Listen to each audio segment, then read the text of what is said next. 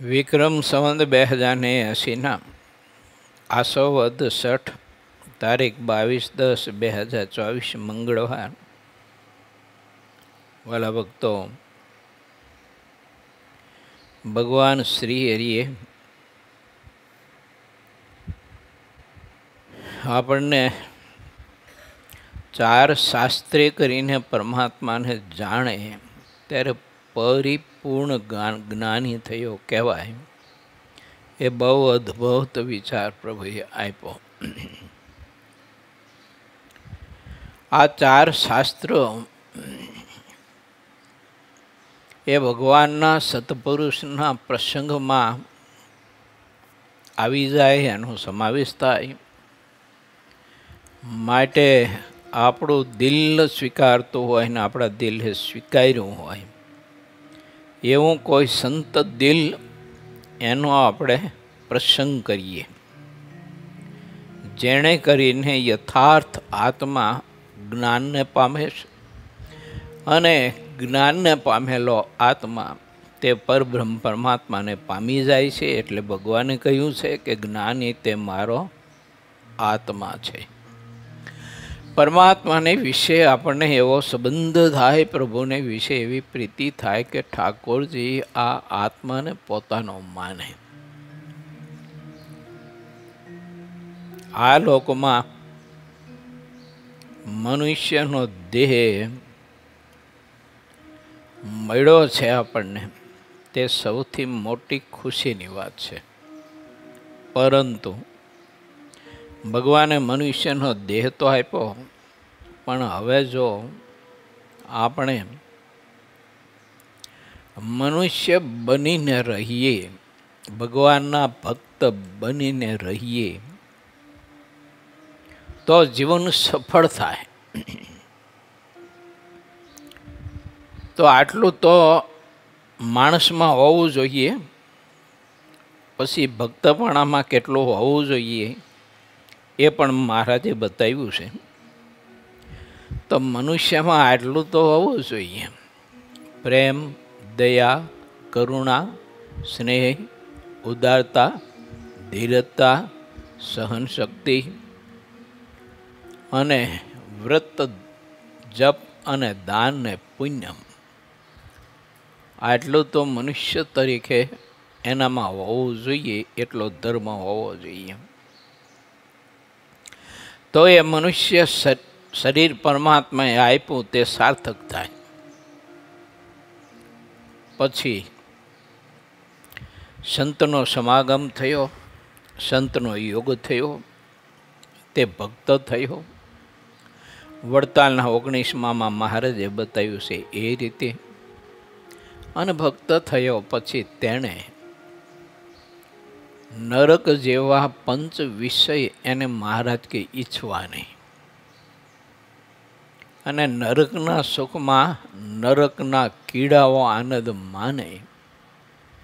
પણ ભગવાનનો ભક્ત થયો તો એને પંચ વિષયના કોઈ દિવસ મનોરથ ન કરવા, એને ઈચ્છવા નહીં.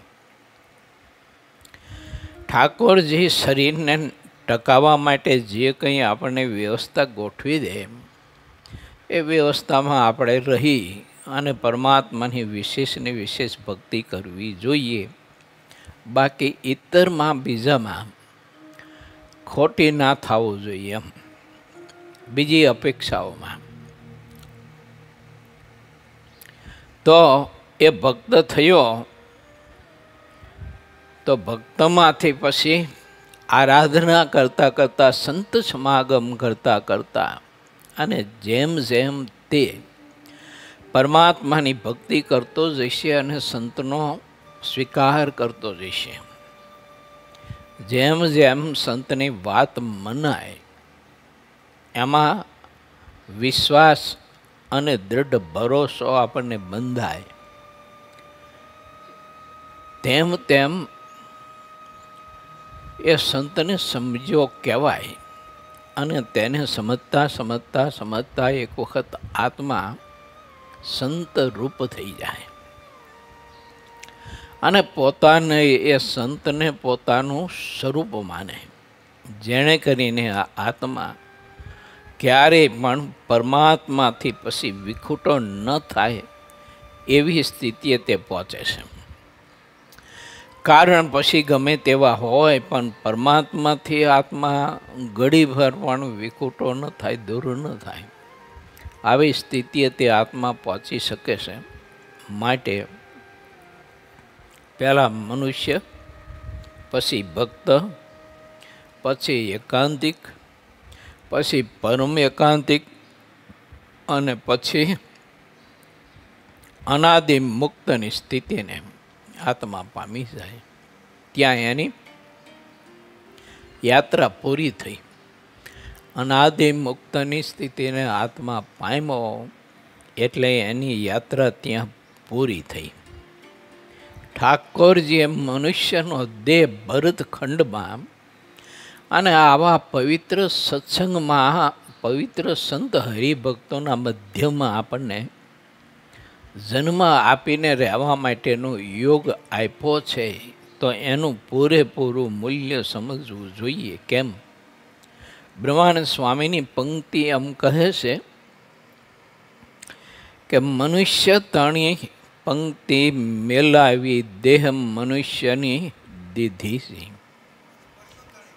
પશુ તણી, હા જો પશુ તણી પંક્તિ મેલાવી દેહ મનુષ્યની દીધી જી. કહા કહું હરી કરુણા તેરી, પશુ મિટાઈ મનુષ્ય કિનો અન જળ પોષત સાંજ સવેરી. આટલું તો ઠાકોરજી કરે છે આપણા માટે. સાંજ સવાર યા તો જેટલા ટેમ એને અન્ન જળ જોતું હોય તે પણ ઠાકોરજી વ્યવસ્થા કરી આપે છે. દેવાનંદ સ્વામી લખ્યું છે ને, જૈનમો તેને જીવાડવાને ઉપાય સોયધો શુદ્ધ જો નહીં. હાડ તણા હૈયા મધ્યે દેવે સરીજા દુદ્ધ જો નહીં. આ બધી ઠાકોરજીએ જીવનને વ્યવસ્થા કરી આપી પોષણ માટે. હવે આપણે જો પરમાત્માની ભક્તિ કરીએ અને વધુ એમાં સમય વ્યતીત કરીએ, બાકીનો સમય આપણે ખોટો બગાડીએ નહીં. જગતની ચિંતા માટે, ખોટા લોકોની ચિંતા માટે, લોકોના સ્વભાવ માટે ખોટો સમય ન બગાડીએ. કારણ કે જે માણસનો જે સ્વભાવ છે ને એ ઓલા કૂતરાની પૂંછડી જેવો હોય છે. હોવરા તમે દાંટો ને કાઢો તે વાંકી વાંકી જોઈ સિદ્ધિ ન થાય. એમાં આપણે શા માટે સમય ખોટો બગાડવો જોઈએ? જગતમાં ઘણા બધા સદગ્રસ્તો, પતિ પત્ની, દીકરા દીકરીઓ, પરિવાર, સગા સંબંધીઓ, વેવાઈ વેલાઓ એના માટે ખોટો સમય ઘણો બધો બગાડતા હોય છે. પણ તે ઓલામાં કશો કંઈ સુધારો થાય એમ હોય નહીં, એ કોઈના થાય એમ હોય નહીં. અને પોતાના કરવા માટે થઈ અને લોકો ઘણો બધો સમય એમાં ફાળવે તો એ ન થાય, કોઈના ન થાય. કેમ કે એ આત્મા અનાદિ કાળથી જેવા છે કે એને કોઈનામાં સ્નેહ, પ્રેમ, હેત, મારા પણ થાય જ નહીં. અને કદાચ થયું માનો કે કોઈ સગા સંબંધીને આપણે વિશે અતિશય એને હેત ને પ્રીતિ થઈ તોય ખોટ છે આપણને, તોય કે એમાં કંઈ માલ નથી કે લાભ નથી. કારણ કે અંતે જીવ તો માયાનો ને, તો માયાનો જીવ હોય એને આપણે વિશે પ્રીતિ થાય ને આપણને એને વિશે પ્રીતિ થાય તો એમાં આપણને બીજો શું લાભ છે? હા, એક વાત છે કે એ ભગવાનના ખરેખર એકાંતિક ભક્ત હોય, મહારાજમાં અતિશય એની પ્રીતિ હોય ને મહારાજને પામી જવાનું તાન હોય ને એવા કોઈ સંબંધી હોય અને એમાં ભક્ત તરીકેની જો આપણને પ્રીતિ થાય ને યદ થાય તો એ આપણને લાભદાયી છે. પણ ભક્ત તરીકેનું થાય તો સંબંધી માનીને થાય તો એમાં તો સ્વાર્થ છે. તો ખબર નહીં હોય કે ક્યારે તે સ્વાર્થ આપણને એકાદા બીજાને જુદા કરશે, એની કલ્પના કોઈ ના કરી શકે. એટલે ભગવાન શ્રીહરિ અને મોટા પુરુષો એમ કહે છે કે યથાર્થ ભગવાનને જાણી લ્યો.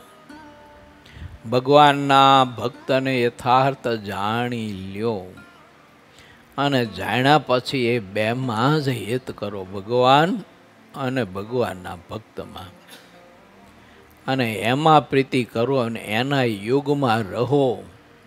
એની સાથે સત્સંગ કર્યા કરો, એમાં સમય તમારો બધો વ્યતીત કરો, એમાં સમય તમારો ફાળવો.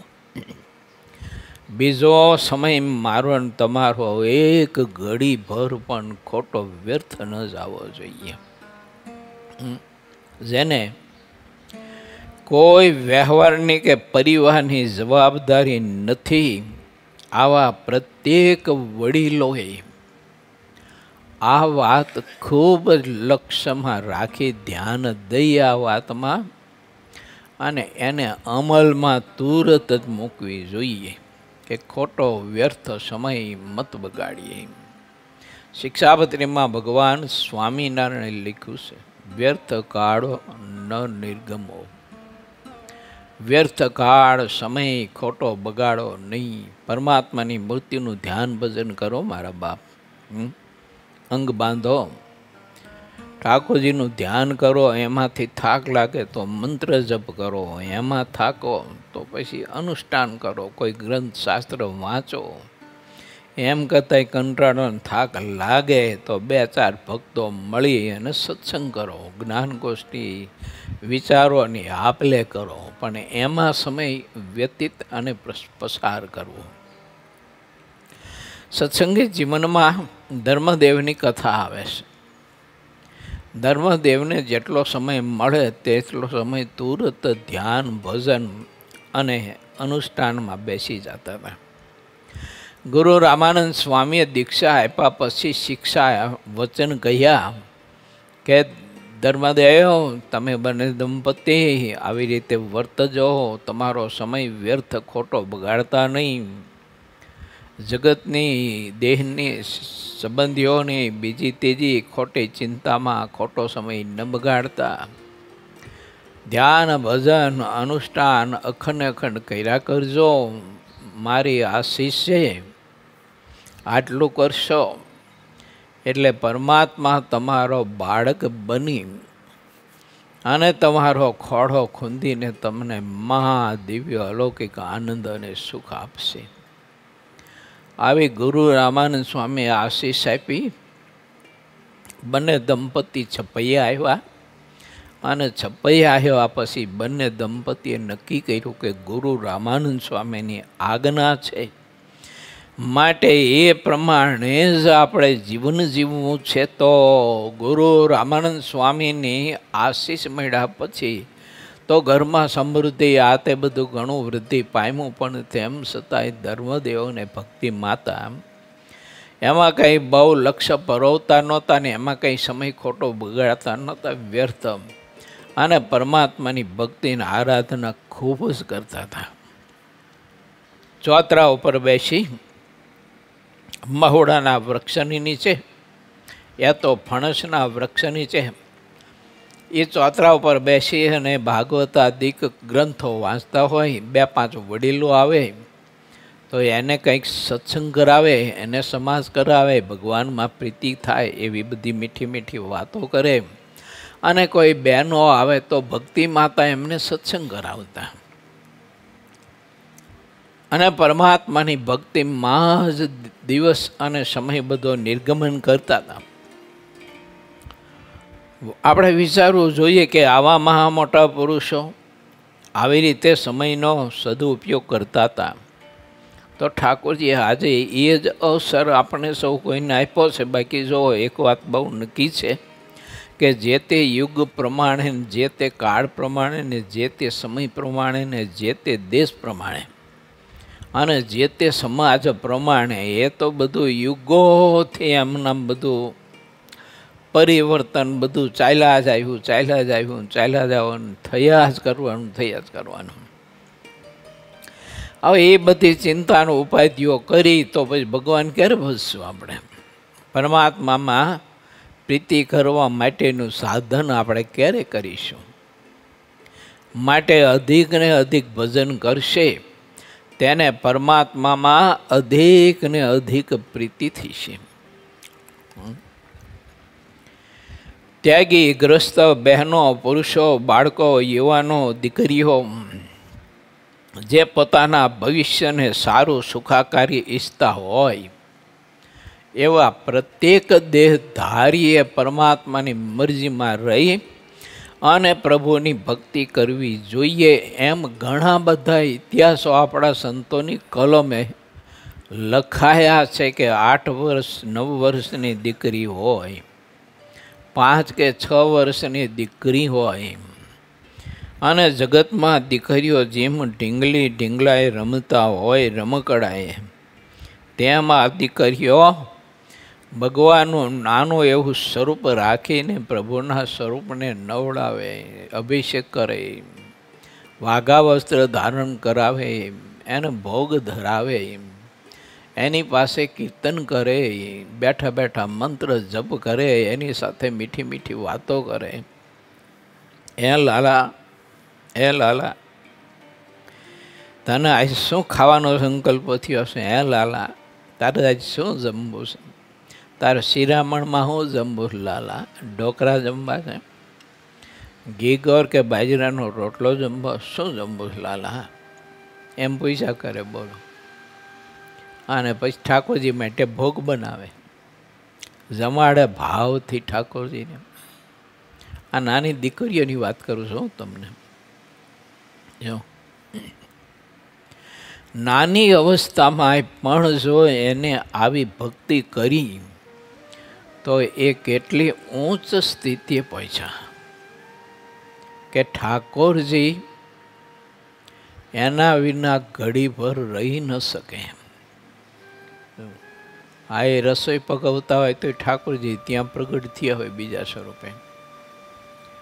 મહારાજ આવીને ઊભા રહે. ઓહો, જીજીબા, સીતબા, નાનુબા, 5 બેટા દીકરી, આમ રસોઈ કરાય, આમ રોટલો ઘડાય. લાય 5, હું તને રોટલો ઘડતા શીખવું અને મારો અને તમારો નાવલ્યો નાથ. નાનું એવું કિચન હોય અને ચૂલા પાસે બેસી જાય, બાજરીનો લોટ કથરોટમાં લઈ અને એને પાણીમાં હાથ બોળતા જાય, મસળતા જાય, હાથ બોળતા જાય, મસળતા જાય. એમ 7 વખત 7 પાણી પાય અને પછી રોટલો ટીપી અને મધુરા તાપે. નહીં ઓછો તાપ, નહીં વધુ તાપ. અને મધુરા તાપે રોટલો ચેડવી અને ફૂલીને દડા જેવો થાય. એમાં પછી કોપળી ફોડી અને ઘી અથવા માખણ અંદર પૂરે અને રોટલાને આમ નામ ગોર ગોર ફેરવી અને આખા રોટલાને માખણ યા તો ઘી પાય.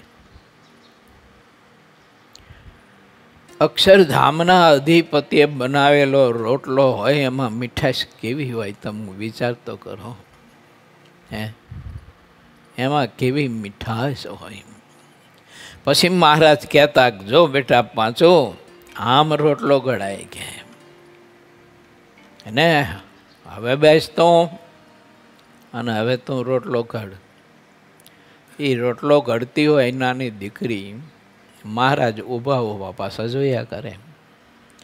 એ આજણ પાસે બેસી અને મહારાજ લાકડા સંકોડતા જાય અને આ દીકરીની સામે મહારાજ મીઠી મીઠી નજર કરતા જાય. હરીને મનમાં એમ થાય કે ઓહો, આ નાની વયે પણ આ દીકરીને જોવો તો ખરા, એનું હૃદય કેટલું બધું પવિત્ર શુદ્ધ અને કેટલું બધું પ્રેમાળ હૃદય છે અને અમારે વિશે અને કેટલી બધી પ્રીતિ છે કે રોટલો ઘડતા યા તો લોટ મસળતા કે રોટલો ચેડવતા કે રોટલાને ઘી પાતાય પણ અમારી મૂર્તિની સ્મૃતિ ભૂલાતી નથી ને ઘડીભર પણ એનું વિસ્મરણ નથી થવા દેતી. તો એને કેટલી બધી પ્રીતિ છે. આમ એ ભક્તિ જોઈને ઠાકોરજી એટલા બધા રાજી થતા અને મહારાજાને વશ થઈ જતા. એને એ જ યુગ મને તમને આ જે છે એ જ વખતે હતો ને અત્યારે નથી એવું ન માનતા. મહારાજ તો પ્રગટ ને પ્રગટ સત્સંગમાં સાહીથી ઉયા ગયા છે એવું થોડુંક છે હે ને. પ્રગટ ને પ્રગટ છે. હું ને તમે રાખીએ તો આપણા ભેડા જ છે અખંડ. જો આપણાથી કંઈ દૂર નથી ઠાકોરજી ઘડીભર પણ. માટે પ્રત્યેક સમય આપણો પરમાત્માની મૂર્તિમાં પ્રીતિ કરવા માટે થઈ અને આપણે વ્યતીત કરીએ. ખોટો સમય મત બગાડીએ. ભગવાન શ્રી હરિ આવા અદ્ભુત વિચાર આપણને વચરામૃતના આધારે આપી રહ્યા છે કે હે મારા વાલા ભક્તજનો, મારા વાલીડાઓ, શા માટે તમે તમારો સમય બગાડો છો? મહારાજ કે મને અકળામણ થાય છે. એટલે તમે ધ્યાન ભજન કરતા નથી, સત્સંગ કરતા નથી અને બીજા ગામ ગપોટા મારી અને અલક મલકની બધી ચિંતાઓ કરી અને તમારો કિંમતી સમય બગાડો છો ને તો મહારાજ કે મને અકળામણ થાય છે. કરે રે આ જીવ ક્યારે વ્રત્ય સંકેલી એને જગતથી, દેહથી, આ પિંડથી જુદો થઈ છે. આ મહારાજ સતત ને સતત આપણા માટે ચિંતા કરતા હોય છે કે મેં આટલો બધો શ્રેષ્ઠ યોગ આપ્યો, તેમ છતાંય આ આત્મા શરીરથી, પિંડથી, આ બ્રહ્માંડથી જુદો થવા માટે શા માટે નથી પ્રયત્ન કરતો? ઊંડો કેમ ઉતરતો જાય છે એમાં, વિષયોમાં, જગતમાં? વિચારીએ. આને મહારાજે જ્ઞાની કીધો હશે એવો. બાકી શાસ્ત્ર ગમે તેટલા ઘોડીને પી ગયા હોય આપણે, પણ હવે પરમાત્મામાં પ્રીતિ થાય હું સાધન જ ના કરતા હોય ને પ્રભુમાં હેત જ ન હોય, અને પ્રભુમાં હેત હોય એવા પ્રભુના પ્યારા જે કંઈ દાસ હોય એમાં આપણને હેતની પ્રીતિ ન હોય ને એને વિશે પણ જો આપણને દાસત્વ પણ ના રહેતું હોય અને એને વિશે પણ બરોબરિયા પણ રહેતું હોય ત્યારે એ જોઈ અને ઠાકોરજીને પછી દુઃખ બહુ થાય, એવું અતિ દુઃખ થાય. માટે વિચારીએ મહારાજની ખૂબ કૃપા એટલે આપણી વૃત્તિઓને સંકેલતા મારે તમારે પ્રયત્ન કરવો જોઈએ, ભગવાનમાં જોડવી જોઈએ અને ઠાકોરજીનું ધ્યાન, ભજન ને કીર્તન ખૂબ જ કરીએ. મોટા પુરુષોને જોવો ને ધ્યાન ભજનમાં તૃપ્તિ નહોતી થતી, તે બબે અઢી વાગે. મેં બહુ દર્શન કર્યા છે એવા પુરુષોના. હું માંડવી ગયો તો 1 મહિનો રોકાણો તો તે પુરાણી સામે 2:30 વાગે, બોલો રાત્રે 2:30 વાગે એ જાગીને નાહી ધોઈ અને પછી મંદિરની પરિક્રમા ઠાકોરજીની મૂર્તિને ધારીને કરતા હોય. આ દર્શન ખૂબ કર્યું છે. આ કોઈ વાત કરવા પૂરતી નથી. આવા ભજનાનંદી પુરુષો અહો રાત્રિ એટલું ભજન કરતા એટલે એને કોઈ પ્રકારનો વજન નહોતો. ભજન કરે ને એને કોઈ પ્રકારનો બીજો વજન ન હોય, એટલે ભાર ન હોય બીજો. એમ અંત્યના 33માં લખ્યું છે કે એવા તો ગોપાળાનંદ સ્વામી ને મુક્તાનંદ સ્વામી છે કે એને કોઈનો ભાર ના વર્તે. એ ભજનનો પ્રતાપ છે, એ ભજનનું દૈવત છે. માટે વાલા ભક્તો, ભગવાન સ્વામિનારાયણે આપણા ઉપર કૃપા કરી અને આપણને એવો યોગ આપ્યો છે, તો પ્રભુમાં વધુ પ્રીતિ કરવા માટે શું કરવું અને અંગ વૃદ્ધિ પામે આપણું એના માટે શું કરવું? તો એ વિચારો પ્રાપ્ત કરવા માટે અથવા તો તે વિચારો છે એને પક્વ કરવા માટે આપણે આજની કથામાં પ્રવેશ કરીએ. પૂર 21મો, તરંગ 50મો. ગરડા પ્રથમ પ્રકરણનું 53મો વચનામૃત સત્સંગમાં વધ્યા અને ઘટ્યાનો. એવું હવે વિચારીએ કે સત્સંગ કેટલા વર્ષથી થયો આપણને, એનું નામો માંડી રાખવું જોઈએ કે કેટલા વર્ષથી સત્સંગમાં મારો પ્રવેશ છે. જન્મથી છે, માના ઉદરથી છે, કે પછી અમુક ઉંમર પછી આપણને સત્સંગ થયો છે. તો ત્યારથી આપણને જ્યારથી સત્સંગ થયો છે ત્યારથી માંડીને આજ સુધીના દિવસો ને વર્ષો આપણે ગણીએ અને વિચારીએ કે આટલા વર્ષોમાં મેં ભગવાનની મૂર્તિનું ધ્યાન ભજન કરવા માટેની શ્રદ્ધા કેટલી વૃદ્ધિ પમાડી, કેટલી મને ભગવાનમાં અધિક પ્રીતિ થઈને શ્રદ્ધા વૃદ્ધિ પામી. ધ્યાન ભજન સેવા પરિચર્યા સંત સમાગમ કરવા માટે સત્સંગમાં મને ગાઢ પ્રીતિ કેટલી થઈ અને કેટલી હું કરી શક્યો એમ. અને જેને સત્સંગમાં ગાઢ પ્રીતિ થાય એ ધ્યાન ભજન કથા કીર્તન કરી શકવાનું. આ સત્સંગમાં જો ગાઢ પ્રીતિ નહીં હોય અને સાધારણ પ્રીતિ જો હશે તો આ બધું સાધન સાધારણ જ થવાનું, ગતિશીલ નહીં થાય, વૃદ્ધિ નહીં પામે. માટે સત્સંગમાં ગાઢ પ્રીતિ થવી જોઈએ. એટલે ઠક્કર હરજીએ પ્રશ્ન કર્યો મહારાજને પ્રથમના પહેલામાં કે હે મહારાજ, ઘણા દિવસથી સત્સંગ કરે છે પણ એને સત્સંગમાં ગાઢ પ્રીતિ કેમ નથી થતી, શું કારણ છે? પછી મહારાજે એમાં કારણમાં પાપ બતાવ્યું છે. સમાગમ કરતો હોય યા તો સંત સાથે જોડાયેલો હોય યા તો સંતનો ઈચ્છતો હોય સમાગમ, અને એ સંત એના સ્વભાવને ટાળવા માટે સ્વભાવ ઉપર વાત કરે ત્યારે વાતના કરનારાનો અભાવ આવે છે, અવગુણ લે છે. એ પાપે કરીને મહારાજ કે સત્સંગમાં ગાઢ પ્રીતિ નથી થતી.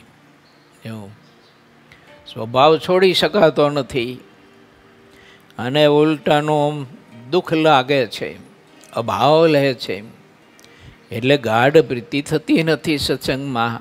સત્સંગમાં ગાઢ પ્રીતિ નથી થતી એટલે ધ્યાન ભજન કીર્તન કથા વગેરે વગેરે એમાં જીવને પ્રીતિ થતી નથી.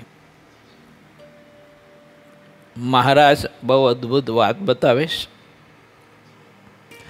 મહાવદી 9મીને દિવસ બહુ નામી એવા સ્વામી શ્રી સહજાનજી મહારાજ દાદા ખાચરના દરબારમાં વાસુદેવ નારાયણના મંદિરની આગળ આથમના બારના ઓરડાની ઓસરીએ પલંગ ઉપર પશ્ચિમ મુખાર વિંદે વિરાજમાન હતા. અને ત્યારે પરમ નિધિ શ્રી હરિએ શ્વેત સુરવાળ પહેર્યો હતો અને શ્વેત અંગરખું પહેર્યું હતું.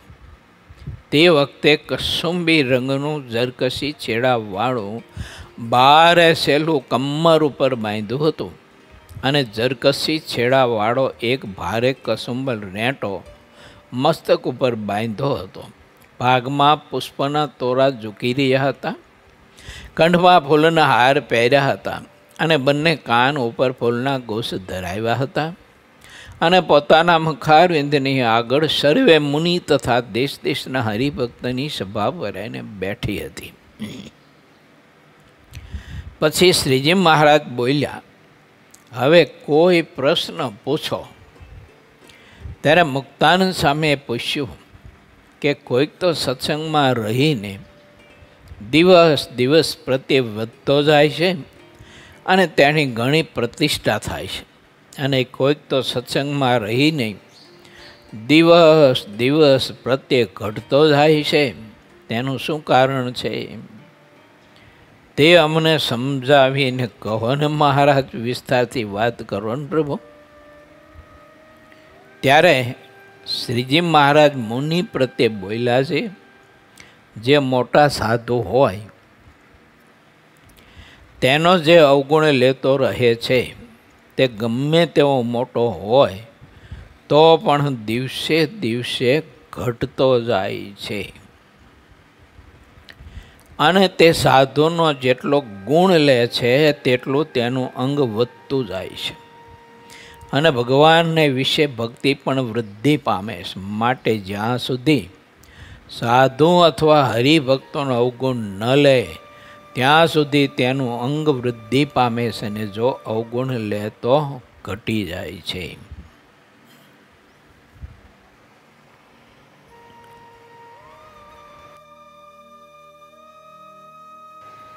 હવે આ મહારાજના વાક્યો શબ્દો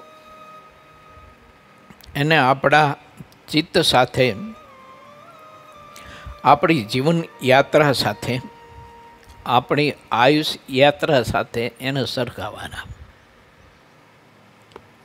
કે આવી રીતે થાય છે, ગુણ લેવાય છે કે દોષ લેવાય છે. વાત કેની ખબર છે? જેના થકી આપણે મોક્ષ સિદ્ધ કરવો છે, જે પુરુષના માધ્યમે આપણે ઠાકોરજીને પામી જવું છે ત્યાંની વાત છે.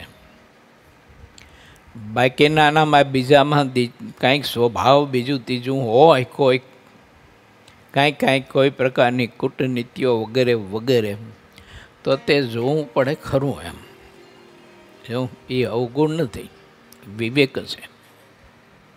ના હોય એ વિવેક તો જીવ ઘણી વખત મોક્ષના માર્ગમાં પણ છેતરાય છે.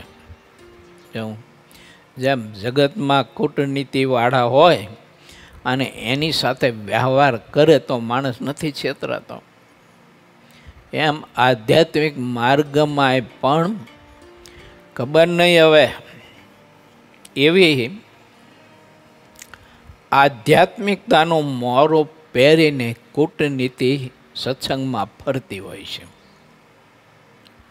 અને જન પ્રત્યે એ બધી ફરતી હોય છે.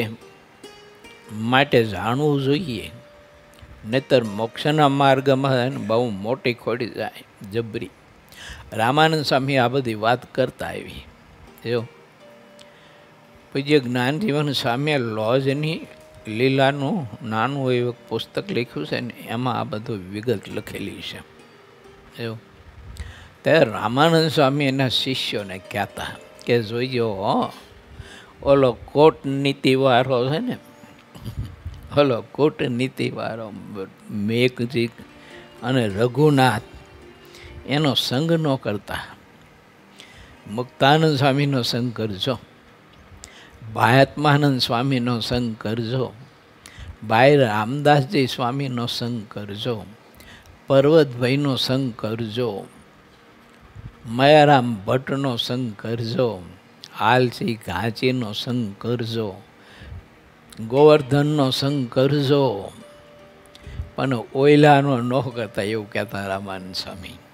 એવું અને રામાનંદ સ્વામી કહેતા કે એ બધા કૂટનીતિના આચાર્યો છે, કે જેના કૂટનીતિના આચાર્યો તમને ભક્તિના માર્ગમાંથી ગમે તેમ આંટી કૂટીમાં લઈને પછાડશે, અને પરબ્રહ્મ પરમાત્મા સુધી તમારી ગતિ નહીં થવા દે.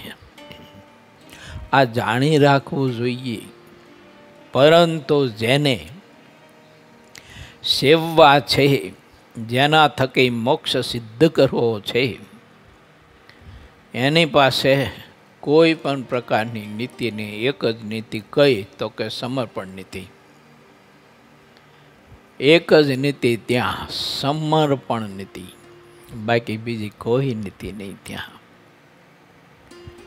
તો દિન પ્રતિદિન મહારાજ કે સત્સંગમાં અંગ વૃદ્ધિ પામતું જાય, એનું અંદર પોતાને ફિલિંગ થાય. જો મહારાજની મૂર્તિનો આનંદ ને મહારાજની મૂર્તિનું સુખ ને હળવાશ જીવનમાં અનુભવે ને એવું અંદર એને ફિલિંગ થાય. માટે વિચારવું મારે ને તમારે બધાને, ત્યાગી ગ્રસ્ત નાના મોટા ભાઈઓ બધાની વાત છે. આપણે બધાએ બહુ વિચારવું કે આજે ઠાકોરજી એવો અવસર આપ્યો છે આપણને, આવો જોગ ફરીને નહીં મળે, આવો જોગ ફરીને નહીં મળે, આ વખતે મળ્યો છે. માટે બહુ વિચારીએ, ખૂબ વિચારીએ અને પછી મહારાજમાં પ્રીતિ કરવા માટે મંડી પડીએ. નકરું વિચારે નહીં કરવાનું, પાછું મંડી જ પડવાનું. હું કાલે આમ જ્ઞાન ગોષ્ઠી કરતા હતા તે દીપક ભગતે પ્રશ્ન કર્યો હતો, માન કે રાત્રે આંખ ઉઘડી જાય અને પછી ભજનમાં બેસી જઈએ તો માન કે મન ધાર્યું કહેવાય? મેં તો એ પ્રભુ ધાર્યું કહેવાય. એ મન ધાર્યું ન કહેવાય, એ પ્રભુ ધાર્યું કહેવાય. એ જ કરવાનું જાય ને તારે, હે ને? જ્યારે આંખ ઉઘડી જાય ત્યારે ભજનમાં બેસી જવું, એવું. જ્યારે આંખ ખોલે ત્યારે બે રીતે આંખ ખોલવાનો બે રીતે અર્થ થાય. નિંદ્રામાંથી ખુલે તોય ભલે, અને ભૂલો પડ્યો હોય અને પછી આંખ ખુલે તો પણ ભલે, ને? ઘણી વખત ભૂલો પડ્યો હોય ને પછી સાચું સમજાય એટલે લોકો કહે ને કે હવે આની આંખ ખુલી, નેત્ર ખુલ્યા એના. સમજણના નેત્ર જ્યારે ખુલે ને ત્યારે આપણને ખ્યાલ આવે કે અરે રે આટલી જિંદગી મેં તો ખોટી બગાડી. સગા સંબંધીઓના માટે કેટલી બધી મહેનત કરી, પેટે પાટા બાંધી ચામડું તૂટી જાય એટલી મહેનત કરીને કેટલો સમયનો સમય, કાળનો કાળ. ઓલા ખેડૂતો બિચારા છે એને સવારે 4 વાગે હાથેડું લઈને વયા જાય તે રાત્રે 12 વાગે પાછા આવે, 1 વાગે. પહેલાં એવું હતું ભજન જામી, આ ચોમાસામાં હાથી આંકવાના, પછી સાંજ પડે અને અંધારું થઈ જાય ને સાહ ન દેખાય પછી આ હાથી છોડે. અને ખેડૂતોના દિલ દયાવાન બહુ હતા એટલે બળદને પછી છે ને ચારે, તે 12 વાગ્યા સુધી બળદને ચારે. અને એ બળદ ધરાઈ જાય પછી હાથેડું લઈ અને ઘેર આવતા, અને કોઈ તો ઘેરે જ નહીં આવતા, વગડામાં પડ્યા રહેતા. જો ત્યાં એ કોથરો હોય તે કોથરો પાથરીને ઘોસરું વરીને હોઈ જાય. ત્યાં તો ક્યાં બધા ગાડલાને શેટીને બધું લેવા જવું.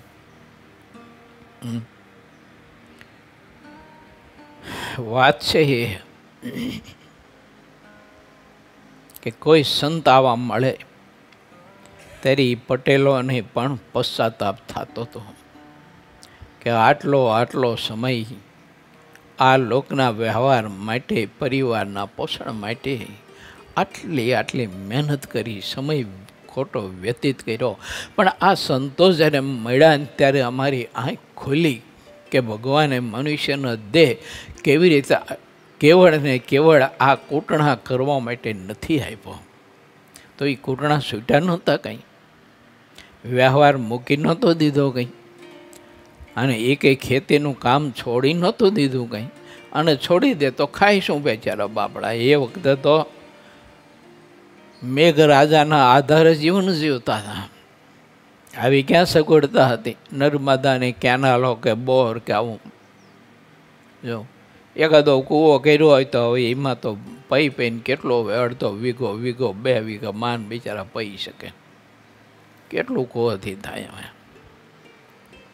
પણ જાગી ગયા, આંખ ખુલી ગઈ, સંતોનો યોગ મળ્યો એટલે. અને સંતોએ સમજાયું કે ભાઈ પટેલ, ભગવાન ભજવા માટે એવું નથી કે તમે બધો જ વ્યવહાર છોડી દો, તમારી ખેતીનું કામ છોડી દો, એવું નથી પટેલ. તમારું ખેતીનું કામ કરતાં પણ પરમાત્માનું સ્મરણ કરો, પરમાત્માની ભક્તિ કરો. અને એ બધા લાગી ગયા ને એને લાગી ગઈ.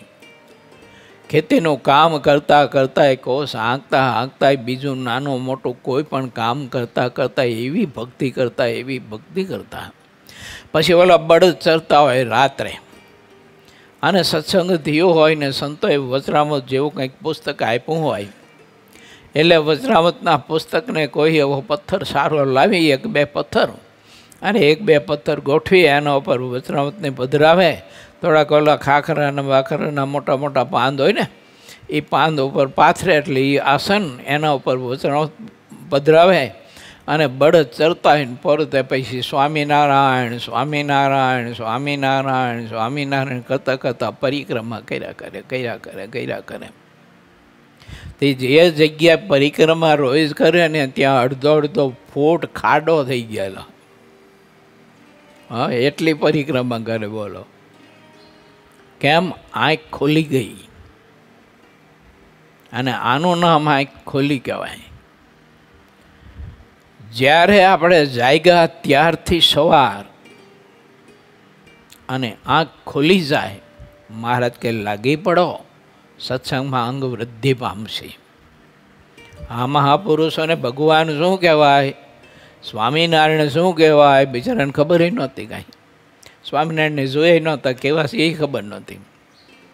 એ પરમહંસોના વચને લાગી પડ્યા ને સંતોએ એને ભજનમાં જોડ્યા. ત્યારે કહ્યું કે તમે આવી રીતે ભક્તિ કરો તો ભગવાન સ્વામિનારાયણ તમને દર્શન આપીને કૃતાર્થ કરશે.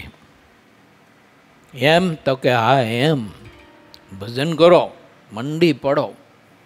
ત્યાં મહાપુરુષો આવી રીતે ભજન કરતા હતા.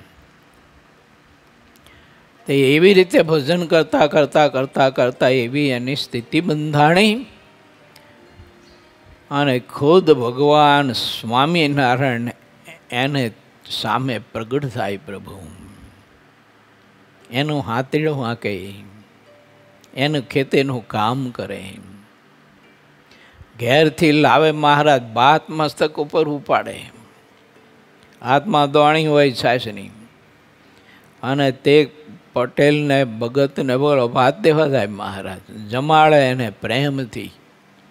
હા, એ ગયણા બાંધે ને રોટલા બોટલા છોડી અને અથાણું જે કંઈ ગોળ કે છાશ હોય તો એ વાટકામાં હોય ને, વાટકા અહીંયા તો હું ક્યાં લેવા જાય. એટલે મહારાજ દોડે, બાજુમાં ખાખરો હોય તો ખાખરાના મોટા 5-2-3 લઈ અને એનું પતરડું બનાવીને એનો પછી પડિયો બનાવી વાટકોની એમાં છાશ મહારાજ આપે. અને તે પટેલ બેઠા જમતા હોય, મહારાજ પોતે હાથી હાંકતા હોય પાછા. જો એટલે પટેલને મનમાં એમ થાય કે આ મારું હાથી ખોટી થાય છે. એમ ચોમાસામાં ખેડૂતોને એવું હોય, ઘડી પર પણ હાથી ખોટી થાય, પોસાય નહીં બિચારાને. એટલે મહારાજ તો અંતર્યામી, એટલે પટેલ કે આવા સંકલ્પ થાય છે તો મહારાજ એટલે કે લાવો હાલો તારે. તો મહારાજ હાથીડું હાંકે. એટલે પટેલ જમતા જોઈ રહ્યા કે આ સ્વામિનારાયણને હાથી હાંકતા બહુ સારું આવડે છે, કે બહુ સરસ હાથી હાંકે છે. કે જોતામાં તો કેટલું ખેડી નાખે. તો એને તો બધું આવડે ને ઠાકોરજીને. કેમ? હાથી હાંકવાની બુદ્ધિ તો એને જ આપી છે ને આપણને. કોને આપી છે? આ બાકી જીવ જન્મ ત્યારે ક્યાંય ને કંઈક ગમતી. હું બળદશોક માણસ છું એ ખબર નહોતી. પછી ખબર પડી કે લા હું તો માણસ છું. થોડોક મોટો થયો પછી અલડ અવસ્થામાં તેને ક્યાં ખબર હતી કે હું પશુ છું, મનુષ્ય છું. જાગ્યા ત્યાંથી સવાર એવી ભક્તિ કરો. તમારો દેહ થાકી જાવ છો ભક્તિ કરી. જેમ કામ કરીને થાકી જાય છે ને આ લોકોનું, એમ ભક્તિ કરી દેહ થાકી જવો જોઈએ. એટલી ભક્તિ, એવું ભજન ઠાકરજીનું કરીએ. બાકી બીજામાં સમય ખોટો મત બગાડીએ. પરમેશ્વરે પોતે પંચવર્તમાનની જે મર્યાદા બાંધી છે તેની ઘણી કીર્તિ છે. લો, એમાં રહીને પરમાત્માની ભક્તિ કરે તો તે આત્મા કેવો મહાસમર્થ બને. કેવી એની કીર્તિ? તો એની કીર્તિ આ જગત પૂરતી નહીં, પણ લોકાંતરમાં અને દેવતાઓ અને મોટા મોટા સૃષ્ટાઓ પણ એની કીર્તિના ગાન ગાય કે વાહ વાહ, ધરતી ઉપર એક ભક્ત રાસ શું પરમાત્માની ભક્તિ કરે છે ને પ્રભુના બાંધેલા વર્તમાનમાં અણી શુદ્ધ રહીને ભક્તિ કરે છે, જે અમે નથી કરી શક્યા. આ બ્રહ્માંડોના બધા બ્રહ્માંડો અમે રચી શકીએ ખરા, પણ આવું અમારાથી નથી થતું. કીર્તિ ત્યાં ઠેઠ પહોંચે, એવું એ કીર્તિના પડછંદાઓ ત્યાં પણ છે ને ગાજતા હોય. આવી ભક્તિ ભગવાનનો ભક્ત કરે. દેવ અને મનુષ્ય એ સર્વેની ઉપર પંચવર્તમાન રહ્યા છે. તે પંચવર્તમાન પાડ્યા સિવાય ક્યારેય કીર્તિ મળતી નથી. કોઈ કદાચ દેવ થયો, રાજા થયો, કોઈ આવી ઉચ્ચ જ્ઞાતિને પામ્યો, કોઈ એવા દૈવતને પામ્યો અને ત્યાગી થયો તો પણ શું થયું એમ? અરે બીજા અપાર ગુણ હોય પણ જેને પંચવર્તમાનના નિયમ ન હોય તો તે બધા ગુણને કલંક રૂપ કરી દે છે. તેટલા માટે તે પંચવર્તમાનનો કોઈ સંત કે હરિભક્ત ભંગ કરે, જો ત્યાંનું પ્રાચિત ન કરે તો તેનો દોષ લેવો. સત્સંગની આવી રીત છે. રીત વિના સંત કે હરિભક્ત કહેવાય નહીં. જેટલા પંચવર્તમાનના નિયમ રાખે તેટલો તેને ભગવાનનો નિશ્ચય છે. દોષ લેવો એવું મહારાજ અહીં કહ્યું, બોલો છૂટી આપી દીધી. કરાયા ધંધો કહો ના કરાય. દોષ લેવા મિનિંગ એમ છે કે એનો સમાગમ, એનો સત્સંગ અને એની સાથે પ્રીતિ મત રાખો. અભાવ તો ના જ લેવાય, કોઈ દિવસ ના લેવાય. કારણ કે અભાવ જે છે ને એ એવો હઠીલો છે સ્વભાવ, એ અભાવ એવો ઝેરીલો છે, અને અભાવ છે ને એવો અડબંગો છે. એ શું કરે? આપણા હૃદયમાં ભાવ પડ્યો હોય ને એને ધક્કો મારીને પોતે બેસી જાય તો એ પાછો ગુંદાના ઠરિયા જેવો એવો ચીકણો તે તમારે નીકળે નહીં પછી હૃદયમાંથી. માટે મારી વિનંતી છે, જગતનો કોઈ પણ જીવ હોય, ચાહે તે જગતનો જીવ હોય અને ચાહે તે જીવન એ જીવતો હોય, પણ આપણે કદી એના અભાવમાં તો જિંદગીમાં ન જવું. અને એના અભાવ સામે કોઈ દિવસ આપણે છે ને ખોટો સમય નહીં બગાડવો. કાંઈ માલ નથી મારા બાપ. એ જેમ જીવન જીવતો હોય તેમ એને મુબારક. આપણે કેમ જીવવું છે તે આપણે વિચારીએ, અને કોઈનો નહીં. આ તો ઠાકોરજી તો એમ કહે છે, અભાવ લેવાનો મતલબ એમ કહે છે કે એ નપુસંગ થઈ ગયો, એમ હતો નહીં પણ શું થઈ ગયો? એ નપુસંગ થઈ ગયો. એટલે એના થકી તમને પરમાત્માનું કોઈ સુખ, મોક્ષ, કલ્યાણ, આત્યંતિક કલ્યાણ, ત્યાગ, વૈરાગ, જ્ઞાન, આત્મનિષ્ઠા, ધર્મનિષ્ઠા વગેરે વગેરે જે કંઈ સંપત્તિ અને ગુણ છે તે એના થકી તમને નહીં મળે. કેમ? કે નપુસંગ થઈ ગયો. એને ભગવાનનો નિશ્ચય તો છે નહીં, ભગવાનનો આશ્રય નથી. એટલે હાથ જોડવા એમ અભાવ લેવાનો અર્થ એમ કરવાનો, ત્યાં શું કરવાનો? હાથ જોડવાનો, દૂર રહેવાનું. બાકી સંભાળાય નહીં કોઈ દિવસ. કારણ કે એ કંટક છે, કાંટો. રસ્તામાં ચાલ્યા જાય છે અને કાંટો પડ્યો હોય, કોઈ ગોખરું હોય તો લઈને બાજુ પર નાખી દેવાય અથવા ટપીને આગળ વયું જવાય. અને એને લઈને ખીચામાં ન નખાય. ખીચામાં નાખો એટલે કાંટાનો સ્વભાવ ખુવાર કરવાનો, વાગ્યા જ કરવાનો એમ કોઈનો દોષ જોવો ને એ કાંટો ખીચામાં નાખ્યા જેવું છે, ગોખરું ખીચામાં નાખ્યા જેવું છે.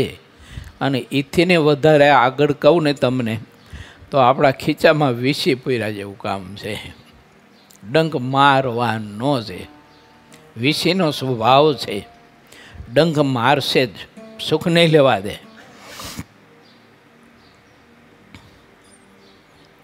તેટલા માટે તે પંચવર્તમાનનો કોઈ સંત કે હરિભક્ત ભંગ કરે અને જો તેનું પ્રાચિત ન કરે તો દોષ લેવો. સત્સંગની આવી રીત છે. રીત વિના સંત કે હરિભક્ત કહેવાય નહીં. જેટલા પંચવર્તમાનના નિયમ રાખે તેટલો તેને ભગવાનનો નિશ્ચય છે. જે સંતો અને હરિભક્તો છે તે પંચવર્તમાન પાળવાથી નિષ્કલંક રહે છે. નિયમ વિનાના જીવોનો ઉદ્ધાર થતો નથી, તો તે મરીને જમપુરીમાં જાય છે. જ્યાં સુધી મનુષ્ય પંચવર્તમાનનો ભંગ કરતો રહે છે ત્યાં સુધી તે વારંવાર લક્ષચોરસીમાં ફરતો રહે છે અને ઘણું દુઃખ પામે છે. સત્સંગની મહત્તાને અવગણ્યાની અધોગતિ. સ્વામી અહીં લખે છે, સત્સંગ છે તે જમપુરી અને લખચોરાશીના દુઃખને મટાડનારો છે. સત્સંગ તો ચિંતામણી જેવો છે. તેને જેવો મનમાં ચિંતવીને કહે છે તેવું તેને ફળ મળે છે. આવો આ સત્સંગ છે. નિર્દોષ વ્યક્તિમાં હરેક વાતે જેટલો દોષ આરોપવામાં આવે છે તેટલું તે પોતે પોતાનું ભૂંડું કરે છે. કારણ કે સત્સંગ તો સૂર્ય સમાન છે. જે સત્સંગનો ગુણ કહેશે લેશે તે ગમે તેવો નીચ હશે તો પણ તેના બધા દુઃખ ટળી જશે. અને મોટા મોટા જે ભાવ બ્રહ્માદિક જેવા છે એવા સુખને પામશે. એવું બ્રહ્માજી, ભગવાન ભોળાનાથ, એમનું કેવું સુખ કોઈ વર્ણવી જ ન શકે. આ એવા મહાસુખ્ય. તો એવા મહાસુખને તે આત્મા પામશે.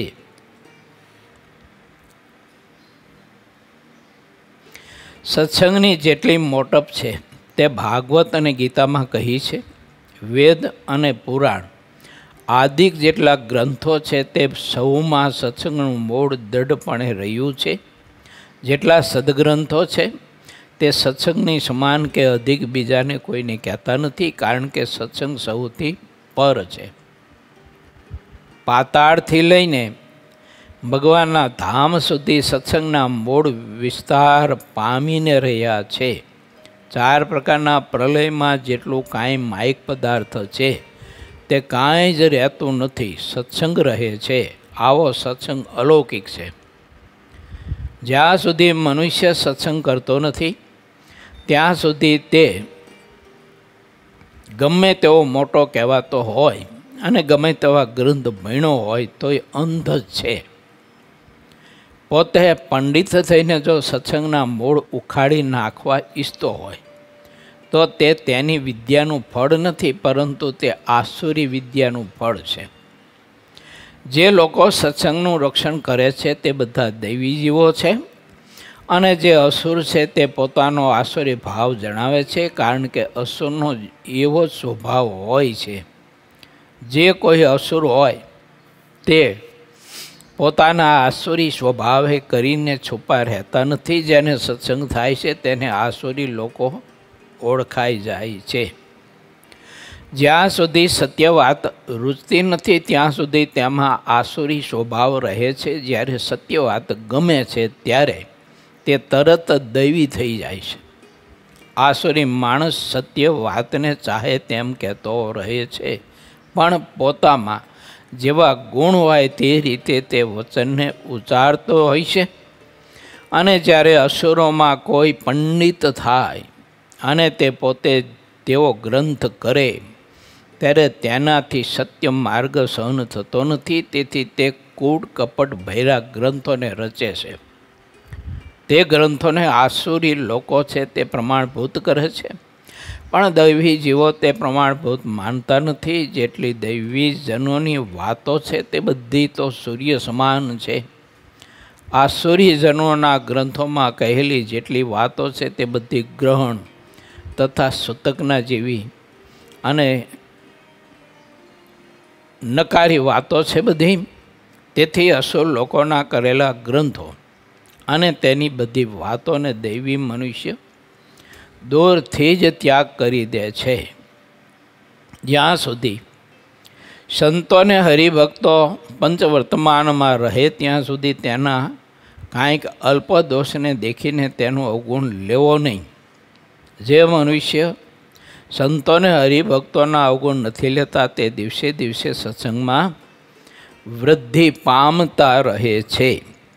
ઇતિ શ્રી સહજાનંદ સ્વામી શિષ્ય સિદ્ધાનંદ મુનિ વિરચિત શ્રી હરિચરિત્રામૃત સાગરના 21 પૂર્વમાં ગરડા પ્રથમ પ્રકરણનું 53મો વચનામૃત કહ્યું એ નામે 50મો તરંગ સમાપ્ત થયો. લેવા દોષ હારી પટ લેવા પણ પોતાના. આપણી નબળાઈઓ જોવાની અને નરી જોયા નહીં કરવાની, પણ નબળાઈઓ જોઈને પછી નબળાઈઓ દૂર કરવાની, સ્વભાવ ટાળવાના, પ્રભુમાં પ્રીતિ કરવાની, ભગવાનના ભક્તમાં અતિશય આત્મીયતા કરવાની. પણ એવા ભક્તમાં આત્મીયતા કરવાની, એવા મુક્તમાં આત્મીયતા કરવાની કે જે બધા જ આ લોકના અને માયાના અને અક્ષરથી નીચે કહેવાતા બધા જે કંઈ ભાવ છે, જે કંઈ કારણો છે, એનાથી એની પરિસ્થિતિ હોય. એ એકેય કારણ પોતાના પ્રભાવમાં તે મુક્તને લઈ ન શકતા હોય. સમાજ તરફથી, શ્રેષ્ઠીઓ તરફથી, કોઈ તરફથી, કોઈ શક્તિઓ તરફથી એને જે કાંઈ પ્રશંસાઓ બીજું ત્રીજું જે કાંઈ મળતું હોય એ બધા જનો ઇનકાર કરતા હોય, એને તિલાંજલિ આપતા હોય અંદરથી. બહારથી એ ભક્તને ઠેસ ન લાગે એટલે સાંભળતા હોય, સ્વીકારતા ન હોય. સાંભળવું અને સ્વીકારવું બેમાં ભેદ છે. આપણી કોઈ લાગણી હોય તો એને ઠેસ ન પહોંચે એટલે સાંભળે, સ્વીકારે નહીં. એવા કોઈ ભગવાનના સત્પુરુષો હોય, એવા સત્પુરુષનો મન કર્મ વચેની કરીને સંગ જો કરે, એનો પ્રસંગ જો કરે અને પ્રસંગ રાખે તો એના ગુણ એનામાં આપ મેળાઈ આવે છે. અને એ ગુણ જ્યારે આપણામાં આવે ત્યારે મને તમને તમારી નબળાઈ પકડાય. જો ત્યાં સુધી ના પકડાય, ત્યાં સુધી તો પરિપૂર્ણ માનીએ આપણે. જો હાવ હળેલો હોય તોય, જો હાવ હળેલો હોય અને નકરી બળજબરીઓથી જીવન જીવતા હોય આપણે, જો તોય પણ ઘણો બધો શ્રેષ્ઠ પોતાને માને છે. આમાં આ બધા પુરાણોમાં કથા લખાણી છે. હિરણ્યકશિપુ પોતાને બધા કરતાં શ્રેષ્ઠ માનતો હતો અને એમ જ કહેતો હતો કે યજન પૂજન યજ્ઞ બધા બંધ કરો. આ જે તમે વિષ્ણુના યજ્ઞો કરો છો એ બધા બંધ કરો અને મારા નામે યજ્ઞ કરો. કે એટલે ડફર તારા નામે યજ્ઞ કરીને હું નરકમાં જવું છે, તારા યજ્ઞ શું કરી કરું. અને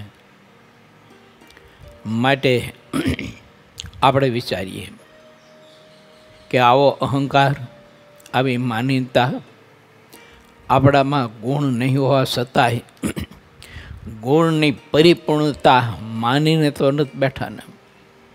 અને જોઈએ માનીને બેઠા હઈશું ને તો ગતિ નહીં થાય, સત્સંગમાં વૃદ્ધિ નહીં પમાય, સત્સંગમાં અંગ વૃદ્ધિ નહીં પામે.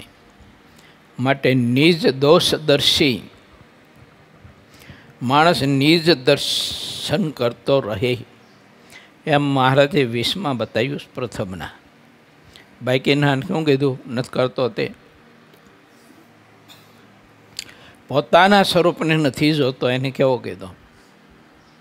મૂરખમાં મૂર્ખ કીધો, નીચમાં નીચ કીધો, ઘેલામાં ઘેલો કીધો, ગાંડામાં ગાંડો કીધો. એવું નથી જે પોતાને જોતો. એટલે જોવું જોઈએ આપણે. આ આત્મા છે એ કંઈ પુરુષ છે, સ્ત્રી છે, ત્યાગી છે, ગ્રસ્ત છે, એ લાંબો ટૂંકો ધોળો કાળો પીળો છે. આત્મા રાજા છે, આત્મા રંગ છે, આત્મા રાણી છે, આત્મા પ્રધાન છે, આત્મા હાથી છે, આત્મા ગધેડું છે, આત્મા ઘોડું છે. મહારાજ કે આત્માનું સ્વરૂપ જ કંઈક ન્યારું છે. હવે એવું તો કાંઈ છે જ નહીં. તો કેમ માની લીધું એમ? તો કે અજ્ઞાનતા છે એટલે. અજ્ઞાનતા છે એટલે માની લીધું એમ. હું પુરુષ, હું સ્ત્રી, હું ત્યાગી, હું ગ્રસ્ત. મહારાજ એવો લખ્યું છો, વર્ણ આશ્રમના માનને મૂકીને ભગવાનની ભક્તિ કરો. મધ્યનું 32મું. વર્ણ, આશ્રમ, 3 ગુણ, 3 અવસ્થા અને 3 દેહ, એના ભાવથી પર થઈને પરમાત્માની ભક્તિ જો કરે તો એને ભગવાનને વિશે દૃઢ આસક્તિ થાય છે, દૃઢ પ્રીતિ થાય છે. આ દૃઢ પ્રીતિ થવાનું મહારાજે ઉત્તમમાં ઉત્તમ સાધન બતાવ્યું છે આપણને. કેવું? આ તો પછી આપણને કોઈ એમ કહે કે તું મૂર્ખ છું, તો સામાન્ય માની લેવું પડે કે હું મૂર્ખ છું. ભલે એને કીધું હોય, હું વાંધો છે આપણને. આપણને કોઈ એમ કહે કે આ બધા હાવ ઝાડદાર યાર સુધરા જ નહીં, કે આ બબૂચક જ છે, તો ભલે ને કેમ બિચારો હું વાંધો છે ને.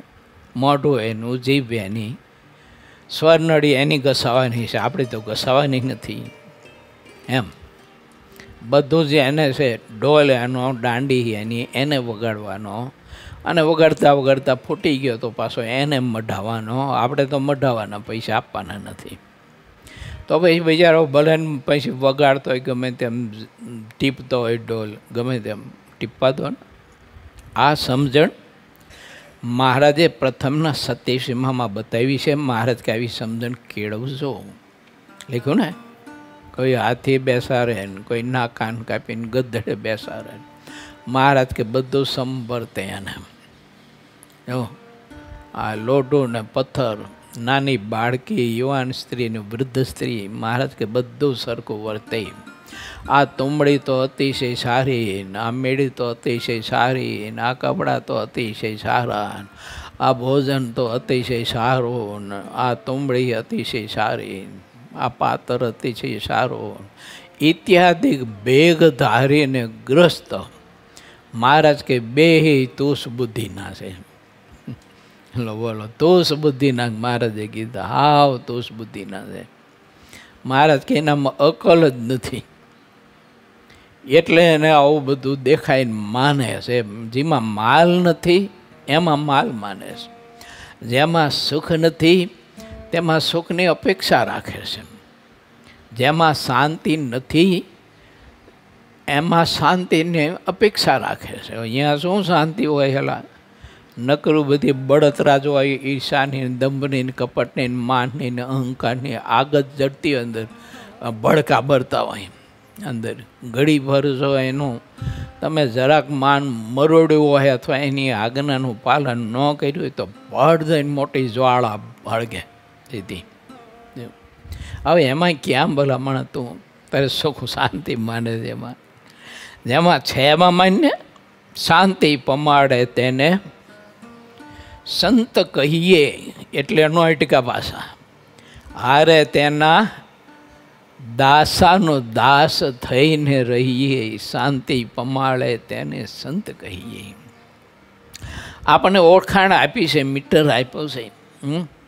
આપણા હૃદયમાં જેનું દર્શન કરવાથી, જેનો વાણી પ્રસાદ આરોગવાથી, ભોજન પ્રસાદ આરોગવાથી, સ્પર્શ પ્રસાદ આરોગવાથી, વાયુ પ્રસાદ આરોગવાથી આત્મામાં શાંતિ થાય, ત્યારે સમજી લેવું કે આ ઠાકોરજીનો ગમતો દીકરો છે,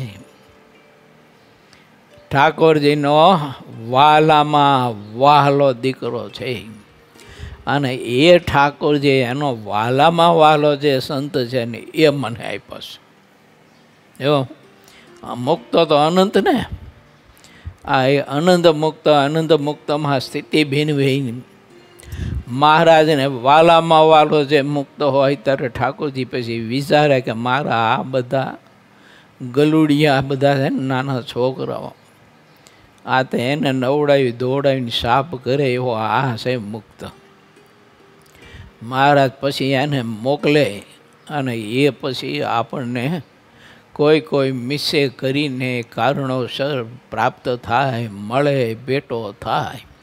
અને એ બેટો થાય ને પ્રાપ્ત થાય ને આશ્રય સ્વીકાર્યો પછી જેમ રાખે તેમ રહેવું, હારે તેના દાસાનું દાસ થઈને રહેવું, શાંતિ પમાડે તેને સંત કહીએ.